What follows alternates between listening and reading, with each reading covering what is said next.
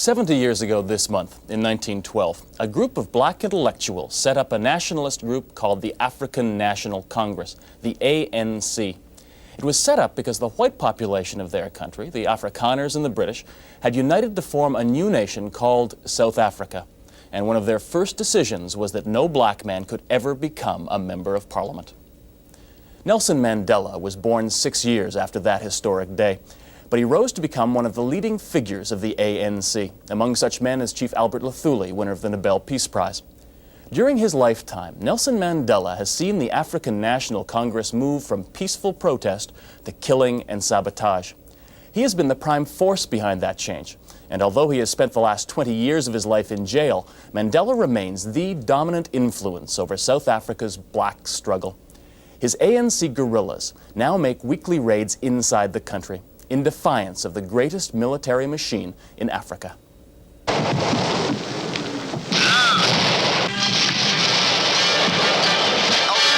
4750. We're settled here. It's our land. We fought for it. We've worked for it. This is ours. This is a country that can defend itself. Let's go! Let's go! Let's go! Let's go!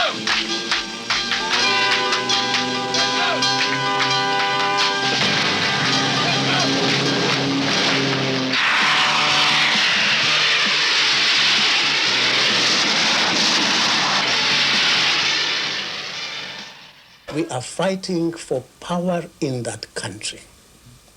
We have a just cause on our side. It is our country.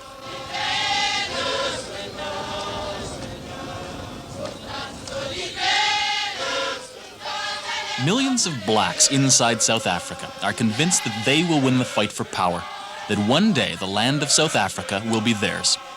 They believe that 4 million whites cannot rule 20 million blacks forever. And when their day comes, they will not forget the events of June 1976.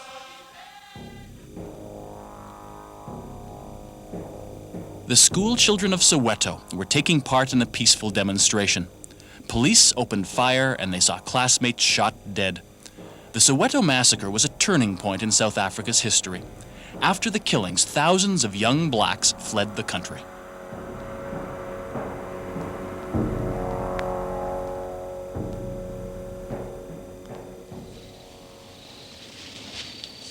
Six years ago, these men were the school kids of Soweto.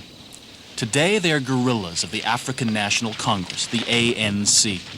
This is the first time they have been filmed, here in the bush, somewhere on the borders of South Africa.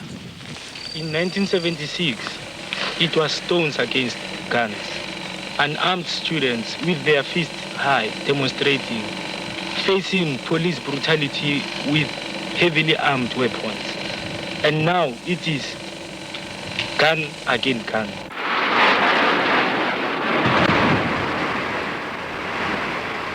In the roar of South Africa's military might, the words of a guerrilla are drowned out. But this show of strength is needed to reassure white South Africa that the citadel is safe from enemy attack. And with a defense budget of more than $2 billion a year, it can probably deal with any army in Africa.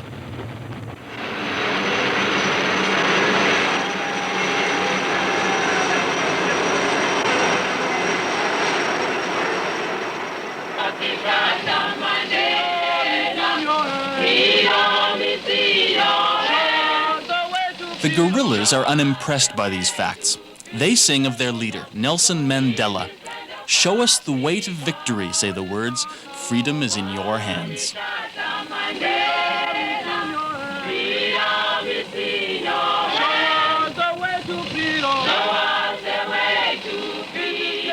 Nelson Mandela was the first commander-in-chief of the ANC's guerrilla army.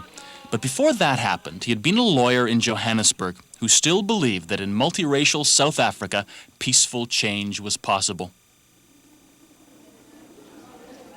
1960 changed all that. In the black township of Sharpeville, there was a demonstration. The police shot and killed 69 unarmed people.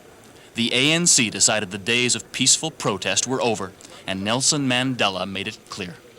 There are many people who feel that it is useless and futile for us to continue talking peace and non-violence against a government whose reply is only savage attacks on an unarmed and defenseless people.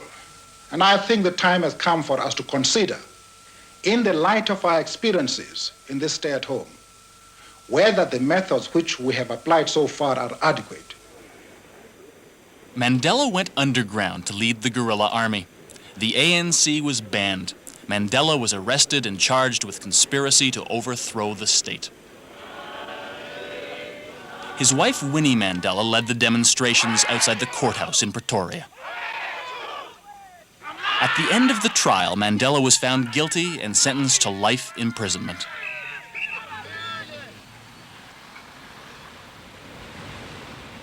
That was 20 years ago, and for all of those 20 years, Nelson Mandela has been a prisoner here, on Robben Island, a narrow strip of land in the South Atlantic, about 10 kilometers from Cape Town. This is the site of South Africa's top security jail. These watchtowers stand guard over nearly 500 black nationalist leaders. Behind these walls are the men whom millions of black South Africans regard as their government in exile. This is Nelson Mandela on Robben Island. He will be 64 this year. In South Africa, everything he said, everything he's written, and all books about him are banned. Winnie Mandela is her husband's voice in the world outside. The government has tried to silence her. She is confined to a small town and has many restrictions on her personal life. But her anger cannot be confined. She is prepared to pick up a gun.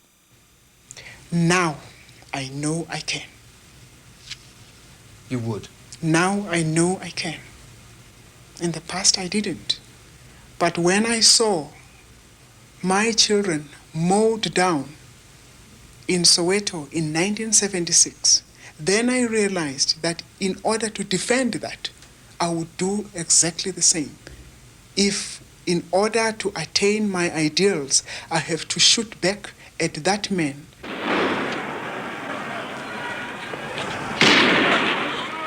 If it was Sharpeville in 1960 that formed the ANC Army, it was the riots of 1976 that provided the recruits. For thousands of young blacks in Soweto and other South African cities, 1976 was a political education. Our people, the African majority, have become convinced and have realized out of their own bitter experience that they will have to reply the gun by the gun, and that the thousands of young people who were murdered in June 1976 shall surely be avenged. The skill and planning of the sabotage attacks convinced white South Africans that the war is gradually coming closer.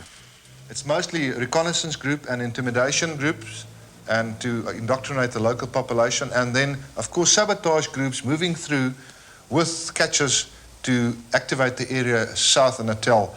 Military spokesman Johan Kritzinger.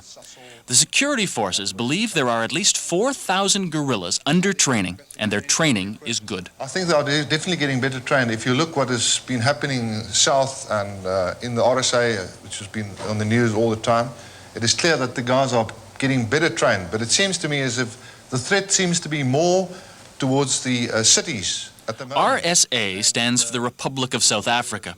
Over the years, guerrilla forces have taken control in nearby countries, including Zimbabwe, which used to be Rhodesia. Rhodesia reached this military stage in the 1960s. I would like to say that the situation cannot be compared with the one in Rhodesia, for the simple reason that the people have had the training and they've learned from the situation in Rhodesia. They've been trained by the old masters in this trade, so they are more advanced. And they've learned the lessons from the other side, which they won't make the same mistakes in the same area. So the area will be activated much more faster than the normal tempo in which we previously saw it happening in Rhodesia. In 1977, there were 11 reported attacks, mostly the bombing of railway lines. The first of the exiles were returning to South Africa, now fully trained guerrillas. In 1978, the pattern continued, with 15 more bombings and shootings. South African security believes the guerrillas were now selecting new targets and setting up hideouts for arms and other equipment. In 1979, the attacks became more sophisticated. At a police station in Soweto, 3 guerrillas attacked with hand grenades and guns. 1 policeman was killed. These attacks on police stations marked a new stage in the campaign. There were many more to come. In 1980, the ANC rocketed a police station in a white area of Johannesburg using a Russian RPG-7. But above all, it was the attacks on 2 oil refineries, 200 kilometers apart, that convinced most whites that the ANC guerrillas were a real threat. Russian limpet mines sent the refineries sky high. The damage ran into millions of dollars. Then last year, 1981, sabotage reached a peak. Police, military, and strategic installations were bombed or attacked at the rate of more than 1 a week. It's a long way from peaceful protests of a generation ago. To think of peaceful negotiations and dialogue around the table, it's no more a solution. Chances have gone by. In Soweto, it's dangerous to even talk of revolution. So these young blacks knew the risks they were taking when they agreed to speak openly. Yes, I am prepared to fight. And I'm prepared to die for the good cause. As a young man who's still growing up, it will be really ridiculous to see my family suffering the very same way that I'm suffering. So there's no other alternative for me. It's just that I must go and fight for the good cause of my future. And people, have come to realize that the only means to achieve, a change is through radical means. The people of Soweto, a city of more than 1 million, work for the white city of Johannesburg, 10 kilometers away at the end of the line. South Africa has 9 million workers, and more than 7 million of them are black. Without black workers, white South Africa would grind to a halt, and the black workers know it. We are the power. We are the power in this country. We can bring this country down to its knees. We are the labor of this land. We are everything of this land.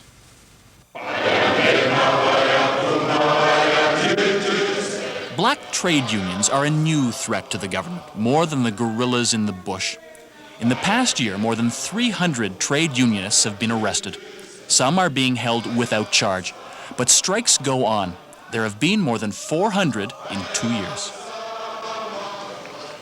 We have to form trade unions, Bafowethu, and that would be our only survival here in this country. The only force, the only power that we have is our hands, and the way we can exercise it is to decide on what we have decided now. Amanda! You cannot separate trade union organization. You cannot draw a distinction between a trade union and a political organization. Both aspire to the same goal, liberation of the black man. The workers believe they are on the same side as the guerrillas. The guerrillas say the workers are their strongest allies. The revolution, sings the ANC, belongs to the people and their leader. And who is he? At the moment, Nelson Mandela seems to be the only hope. Though his position is almost impossible, but the people are still hoping that it'll be possible for Nelson Mandela to come out of the island and lead the nation to further liberation. Even students in Soweto, who weren't born when Nelson Mandela was sent to jail, see no alternative to Mandela. You regard him as a people's leader. The true, authentic people's leader. His standing is unassailable in the black community, and that if he were to come out today, and if we were to have an election, he would be streets ahead of anybody. if, for instance, I wake up in the following morning, and black people wake up in the following morning and find that Nelson Mandela is walking the streets of Johannesburg, that would be he would be their choice. We are fighting for a South Africa which can only be led by him. He is the only hope for this country. If the white man wants to save himself from the inevitable bloodbath. In the end, the government must talk to the ANC. But when Foreign Minister Botha was asked by a British reporter would he meet Mandela, he said, Why is that question important to you? If we are at this present moment, more than any other government before us, continuously talking with black leaders in this country, black leaders who have a right to criticize us, a right which they do not have in the rest of Africa at all, and you know that very well. Because Nelson Mandela appears to be the black leader whom most black people would support. It appears to be to you at this present juncture. It appears to be to black people. I've given you my answer. If it's not good enough for you, then it's up to you. Will there ever be one man, one vote in South Africa? No. Isn't that why you are almost certain to be faced with a bloody war? No, but there's not one man, one vote anywhere in because Africa. 20 million black people in your but you country see, your wish problem to have is the vote. It is no use. You keep on arguing about 20 million blacks. And I say to you that if that is your argument, you do not understand the situation. That is not how the blacks see it, Minister. And apparently you refuse to see that way. Now, I tell you, I'm giving you the facts. What concept have you got of Africa and the struggle of the Africans? What have you done for Africa? What have you done to Ghana, your glittering example of independence? Where is it today? Where is there freedom in Africa? Do you want this whole southern part to be overrun by this kind of thing? No newspapers, no freedom of expression. Why do you think things will develop differently here under a one-man, one system than it did in the rest of Africa? Who gives you the right to be intellectually dishonest? Sir, all I am doing is putting to you what many black people we have spoken to have told us, and they have said one thing. Now, why don't you ask the black people to whom you have spoken?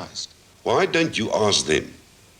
How would they compose their state? Why don't you then ask them to be frank and honest and sincere as we do from public platforms in this country? There will be a one man, one vote in this country, and there will be a majority government in this country. But that majority government will accommodate everybody. Led by? Mandela.